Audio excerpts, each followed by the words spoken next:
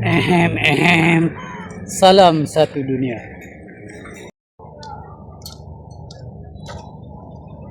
Alhamdulillah hari ini ada tugasan di Dewan Raja Muda Musa Shah Alam bersempena dengan kecemerlangan SPM 2025. Mohlah kita ke dalam. Meriah dalam ni dengan student, ibu bapa, guru-guru dan juga para jemputan. Ini pula antara teman-teman media yang hadir. Sesekali dapat tugasan macam ni, seronok juga jumpa kawan-kawan yang lain. Kadang-kadang dalam majlis macam ni kita boleh terjumpa kawan-kawan yang dah lama menghilang. Betul tak? Betul. Apa-apa pun syukurlah masih diberi peluang.